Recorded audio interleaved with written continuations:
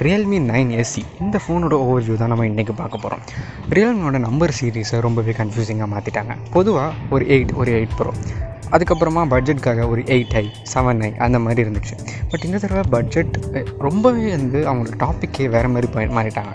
So இப்போ to make it clear, Realme 9 சீரீஸில் என்னென்ன ஃபோன் இருக்குது அப்படின்னு பார்த்தீங்கன்னா, ஃப்ரம் கிரவுண்ட் அப் இந்த பேஸ் Realme 9 இருக்குது.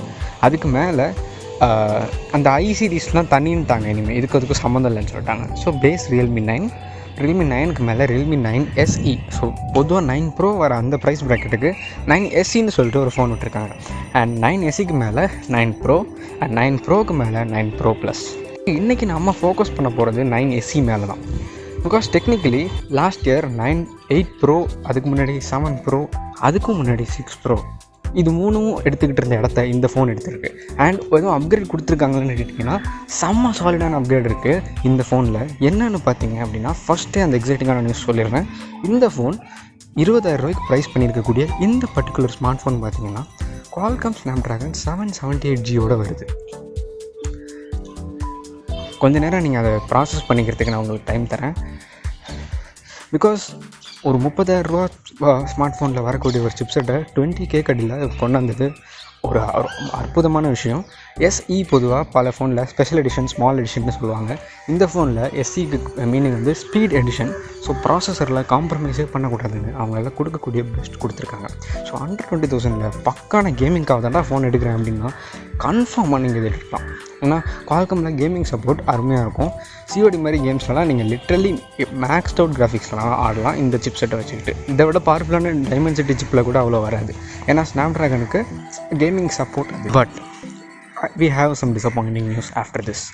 இந்த ஓவர்வியூவில் இந்த ஃபோனை ஏன் வாங்கணுன்றதை தாண்டி ஏன் வாங்கக்கூடாதுன்னு பார்க்குறதுக்கு இனிமேல் நீங்கள் ஆரம்பிப்பீங்க. பிகாஸ் இந்த ஃபோனில் ப்ராசஸர் தவிர எதுவுமே அவ்வளோ இம்ப்ரெசிவாக படலை. பிகாஸ் இந்த ஃபோனில் டிஸ்பிளே ஸ்பெசிஃபிகேஷன் நான் சொல்கிறேன். பிகாஸ் அது ஒரு இடத்துல இம்ப்ரெசிவாக இருக்குது, ஒரு இடத்துல இம்ப்ரெசிவாக இல்லை. ஸோ நீங்களே முடிவு பண்ணிக்கோங்க. இந்த ஃபோனில் Realme 9 SEயில் ஒரு 144 Hz டிஸ்பிளே கொடுத்துருக்காங்க. Seems impressive. அண்ட் இந்த 144 Hz டிஸ்பிளே ஒரு 1080p display. Great. But it's an LCD display. சரி, நீங்கள் கேட்கலாம், டே அப்புறம் என்ன 144 Hz AMOLED கொடுக்க சொல்கிற 20,000 ரூபாய்க்கு நீங்கள் கேட்கலாம். But who wanted it? 90 Hz AMOLED கொடுக்கலாம் இல்லை ஹெக்கிட் லைக் 60 Hz AMOLED கொடுத்துட்டு போங்களேன். ரெஃப்ரெஷ் ரேட் இஸ் இம்பார்ட்டண்ட்டுங்க, ஒத்துக்கிறேன். பட் ஓவர் AMOLED எனக்கு புரியல. But still in one way யோசிச்சு பார்த்தா இந்த ஃபோன் கேமிங் ஓரியன்டாக இருக்குது. ஸோ Realme இப்படி யோசிச்சு பார்த்துருக்கலான்னு யோசிச்சுட்டு நான் அந்த I let this free. Because refresh rate தான் கேமர்ஸ்க்கு டிஸ்பிளேயோட கலர்ஸ் எல்லாம் விட முக்கியம் அப்படின்னு சொல்லிட்டு அவங்க அந்த ஆஸ்பெக்ட்லேருந்து யோசிச்சு பார்த்துருக்கலாம். ஸோ அப்படி தான் அவங்க யோசிச்சுருந்தாங்கன்னா, அண்ட் உண்மையாகவே கேமர்ஸ் தான் இதை வாங்க போகிறாங்க அப்படின்ற பட்சத்தில் ஓகே ஃபைன், டிஸ்பிளே பரவாயில்ல. பட் யாரெல்லாம் இந்த ஃபோன் எடுக்கக்கூடாதுன்னு நினச்சிங்கன்னா, நான் சொல்கிறேன்னா அண்டர் 20,000க்கு எனக்கு நல்ல டே டு டே ஃபோன் வேணும். கேம் ஆடுவேன். பட் எனக்கு டே டு டே யூசேஜுக்கு ரொம்பவே நல்லா இருக்க ஒரு ஃபோன் வேணும் அப்படின்னு நினைக்கிறேன். நீங்கள் அந்த பர்டிகுலர் யூசர்ஸ் இந்த ஃபோனை அவாய்ட் பண்ணுறது நல்லது. நவ் தட் இந்த பட்ஜெட்டில் லிட்ரலி எல்லாருமே AMOLED டிஸ்பிளேஸ் கொடுக்க ஆரம்பிச்சிட்டாங்க. எஸ்பெஷலி 120 Hz AMOLED எல்லாமே Redmi கொடுத்துருக்காங்க, நம்ம பார்த்துருக்கோம் இல்லையா. ஸோ அப்படி இருக்க இந்த காலகட்டத்தில் LCD டிஸ்பிளே போகிறது ஒரு காமன் யூஸராக நான் வேணான்னு சொல்லுவேன். அண்ட் இந்த ஃபோனோட next disappointing factor is it's cameras. கேமராவில் டிசப்பாயிண்டிங் கேமரா சென்சார் கொடுத்துட்டாங்களான்னு கேட்காதீங்க, ஒரு வேறு லெவல் விஷயம் பண்ணியிருக்காங்க. அது என்னென்னு சொல்கிறதுக்கு முன்னாடி நம்ம சேனல் பார்க்குற நிறைய வியூவர்ஸ் பார்த்தீங்கன்னா, நம்ம வீடியோ ரெக்கமெண்ட் ஆனோன்னே அன்ஃபாலோயிங் டெக்கோட கண்டென்ட்னு சொல்லிட்டு கிளிக் பண்ணி பார்க்குறீங்க. அமேசிங், தட் இஸ் தேங்க்ஸ் எல்லாம். பட் இப்படி கிளிக் பண்ணி பார்த்துட்டு மட்டுமே தான் இருக்கீங்க. 94% இந்த மாதிரி வெறும் ரெக்கமெண்ட் ஆனால் மட்டும் பார்க்குறீங்க அப்படின்னு சொல்லுது. ஸோ 94% இப்படியே பார்த்துட்டு இருந்தால் எங்களுக்கு எவ்வளோ பேர் சப்ஸ்கிரைபர்ஸாக வர வேண்டிய நீங்கள், ஆனால் வரல. ஸோ கொஞ்சம் சப்ஸ்கிரைப் பண்ணிங்கன்னா சப்ஸ்கிரைபர்ஸ் ஃபேமிலியும் பெருசாகும். அண்ட் நாங்கள் போகிற ஒரு வீடியோவும் உங்களுக்கு ப்ராப்பராக ரெக்கமெண்டும் ஆகும். ஸோ இப்போ Realme கேமராவில் அப்படி என்னத்தை பிளண்டர் பண்ணி வச்சுருக்காங்கன்னு நம்ம பார்ப்போம். ஒரு ப்ரைமரி 48 MP சென்சார் கொடுத்துருக்காங்க. அண்ட் அது என்ன சென்சார்னு சொல்லலை. So mostly it's not a Sony sensor இருந்தால் சொல்லி காமிச்சிருப்பாங்க, சோனி சென்சார் யூஸ் பண்ணுறோம் அப்படின்னு சொல்லிட்டு. So assuming that it's a Samsung or Omnivision, அதாவது ஆம்னிவிஷன் இல்லைனா சாம்சங் தான் மோஸ்ட்டாக யூஸ் பண்ணியிருப்பாங்க. அண்ட் இந்த ரெண்டு கம்பெனியுமே அவங்களோட 48 MP சென்சார்ஸில் அவ்வளோ ஃபேமஸ் கிடையாது, அவ்வளோ நல்லா பண்ணியிருக்க மாட்டாங்க. கண்டிப்பாக 20,000 ரூபாய்க்கு ஒருத்தான கேமராவாக இருக்க சான்ஸ் கம்மி தான். பட் சிப்செட் வந்து ரொம்ப நல்ல சிப்செட்டாக இருக்கிறதுனால ப்ரைமரி கேமராவில் ஒரு அவுட்புட் வந்து உங்களை அவ்வளோ ஒன்றும் டிசப்பாயிண்ட் பண்ணிடாது. இட் டஸ் இட்ஸ் ஜாப், வேலையை பார்க்கும், அவ்வளோதான். பட் ப்ரைமரி கேமரா விடுங்க, ஒரு 20,000 ஃபோனில் செகண்டரி கேமராவாக என்ன கேமரா இருக்கணும்? டெஃபினட்டாக இருக்கணும்.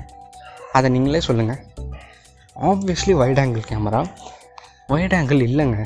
இது என்ன ஹைரார்க்கியில் போகுது? ரியல்மி 6 ப்ரோன்னு ஒரு ஃபோன் இருந்துச்சு. அந்த ஃபோனோட கேமரா பார்த்தீங்கன்னா வெறித்தனமாக பண்ணியிருந்தாங்க.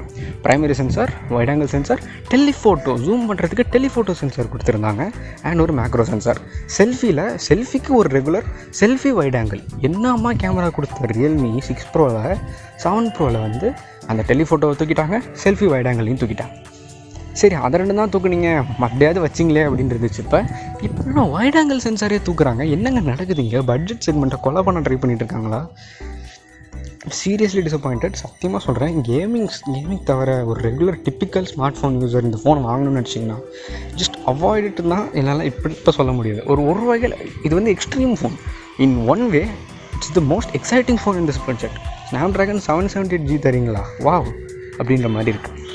அட் தி அதர் பாயிண்ட், ஏன்னா ஓவரால் பேக்கேஜாக ஒன்றுமே இல்லையே. ஹை ரெஃப்ரெஷ் ரேட் இருக்குது, சரி, பட் அதுவும் கேமிங் சைடு தான். டிஸ்பிளே எல்சிடி தான் கொடுக்குறீங்க. What is this? ஓகேவா? அண்ட் கேமராஸ் பார்த்தீங்க அப்படின்னா செல்ஃபி வழக்கம் போல் அதே 16 MP சென்சார் தான், ஓகே, ஒத்துக்கலாம். ப்ரைமரி கேமரா 20,000 என்ன சென்சார்னே தெரியாத ஒரு 48 MP கொடுத்துருக்கீங்க. Realme 6 ப்ரோவில் ஒரு 64 MP சாம்சங் இருந்துச்சு, 7 ப்ரோவில் 64 MP சோனி சென்சார் இருந்துச்சு, 8 ப்ரோவில் 108 MP சாம்சங் சென்சார் இருந்துச்சு. அதே பட்ஜெட்டில் ஒன்று கொண்டு வரேன்னு சொல்லிட்டு இப்படி என்ன பேர் தெரியாத 48 MP சென்சார் வச்சதும் தப்பு தான். அந்த ஃபோனில் வைட் ஆங்கிள் சென்சாரை தூக்குனதும் தப்பு தான். 20,000 ஃபோனில் ஒரு wide angle camera is a must என்ன கேட்டால். நீங்கள் என்ன சொல்கிறீங்க? உங்கள் கருத்தை நீங்கள் கமெண்ட்டில் சொல்லுங்கள். இதெல்லாம் ஸ்மார்ட் ஃபோன் யூஸஸ் பண்ணுறது நிறுத்தணுமா நிறுத்தக்கூடாதா அப்படின்னு. And going on to the next point. And again battery and சார்ஜிங்கில் அட்லீஸ்ட் ரொம்ப ஒன்றும் டிசப்பாயிண்ட் பண்ணல. ஒரு 5000 mAh பேட்டரி கொடுத்துருக்காங்க. So it's an advantage. பரவாயில்ல, ஒரு பெரிய பேட்டரி கொடுத்துருக்காங்க, கிரேட். பட் இதுவும் பார்த்தீங்கன்னா கேமிங்க்கு தேவைப்படுற ஒரு விஷயம் தான். இவ்வளோ பவர்ஃபுல்லான சிப்செட்லாம் வச்சுக்கிட்டு 144 வச்சு டிஸ்பிளே வச்சுட்டு பேட்டரி இல்லைனா கேமர்ஸ் கடுப்பாயிடுவாங்க. ஸோ ஃபைன், கேமர்ஸ்க்கு இங்கே மறுபடியும் ஒரு ப்ளஸ். பட் சார்ஜிங் பார்த்தீங்க அப்படின்னா 30 வாட் சார்ஜிங் கொடுத்துருக்காங்க. I not complaining. 30 வாட் சார்ஜிங்கிறது இன்றைக்கி கேட்டால் இன்றைக்கி வரைக்கும் ஃபாஸ்ட் சார்ஜிங் தான். பட் ரியல்மி வந்து மறுபடியும் நான் அந்த ஹைரார்க்கிலேருந்தே வரேன். 7 ப்ரோவில் Realme 7 Pro ஓகேவா, 65 வாட் சார்ஜிங் கொடுத்தாங்க. 8 ப்ரோவில் 6550 மாறிடுச்சு. இப்போ 9SE விடுங்க, 9 Pro ப்ளஸ் 9 சீரீஸ்லேயே இருக்கிறதுலே பெஸ்ட் ஃபோன்லேயே 55 வாட். எங்கள் 7ல் 65 கொடுப்பீங்க, இங்கே 55 தான் கொடுப்பீங்களா? சரி, ஓகே. இந்த ப்ரைஸில் வர இந்த ஃபோனுக்கு அப்போ எப்படி இருக்கும்? ஆப்வியஸாக அதை விட கம்மியாக தானே இருக்கும். எஸ், 30 வாட் சார்ஜிங் கொடுத்துருக்காங்க. ஓவரால் என்னை கேட்டால் டெஃபினெட்லி 100% இந்த ஃபோனை வந்து நான் கேமர்ஸ் தவிர வேறு யாருக்குமே ரெக்கமெண்ட் பண்ண மாட்டேன். அதாவது கேமர்ஸ்னால் கூட ரொம்பவே ஒரு பர்டிகுலர் கேமராக தான் நான் சொல்லுவேன். பிகாஸ் உங்களுக்கு அப்படி நீங்கள் கேமிங்கில் நான் டெக்னிக்கலாக சொல்கிறேன், இந்த சிப்பாக இருந்தாலும் சரி, ஸ்னாப்ட்ராகன் 732G இருந்தாலும் சரி, உங்களால் அவ்வளோ டிஃப்ரென்ஸ்லாம் பார்க்க முடியாது. ஐ மீன் லைக் ரொம்ப ஹார்ட் கோர் கேமராக இருந்தால் மட்டும் சொல்கிறேன். பிகாஸ் நான் வந்து ஒரு ஸ்னாப்ட்ராகன் 710 ஃபோனில் சொல்கிறேன், I am happy with what that thing does. Because நான் என்ன கேம் போட்டாலும் ஏதாவது ஒரு டீசென்ட் FPS வருது. அன்லெஸ் கென்ஷின் இம்பேக்ட், ஃபோர்ட்நைட் மாதிரி ஹெவியான கேம் ஆடுறேன் அப்படின்னா தான் திணற ஆரம்பிக்குது. ஸ்னாப்ட்ராகன் 710 சொல்கிறேன் நான். ஸோ 732G அதை விட பெட்டராக தான் இருக்கும். அதுக்கு மேலே உள்ள சிப்செட் எல்லாமே அதை விட இன்னும் பெட்டராக, ஆப்வியஸாக பெட்டராக தான் இருக்கும். ஸோ 778G போய் தான் நமக்கு இவ்வளோ பெர்ஃபார்மன்ஸ் வரணுமா? யாரும் பெர்ஃபார்மன்ஸை மட்டுமே நம்பி ஃபோன் வாங்கணும் அப்படின்னு சொல்லிட்டு நான் கண்டிப்பாக அட்வைஸ் பண்ண மாட்டேன். பட் இன்கேஸ் அப்படி நீங்கள் இன்ட்ரெஸ்டடாக இருந்தீங்கன்னா, அப்படி சில பேர் இருப்பாங்க, ஸோ நம்ம வந்து சொல்ல முடியாது. ஸோ அப்படி இருந்தீங்கன்னா மட்டும் கன்சிடர் திஸ் ஃபோன். அண்ட் இந்த ஃபோனில் இன்னும் சொல்கிறேன், இந்த ஃபோன் அண்ட் பில்ட் குவாலிட்டி பற்றி பேசும்போது பிளாஸ்டிக் பேக் யூஸ் பண்ணியிருக்காங்க. ஸோ சொல்ல மறந்துட்டேன், ஸோ சொல்கிறேன். ஸோ இவ்வளவும் தாண்டி ஒரு ரெகுலர் யூஸருக்கு கண்டிப்பாக I won't suggest this phone. And note to Realme என்னென்னா, ரியல்மி இவ்வளோ சீக்கிரமாக சக்ஸஸ் அடைஞ்சதுக்கு காரணம் அவங்களோட வேல்யூ ஃபார் மணி தான்.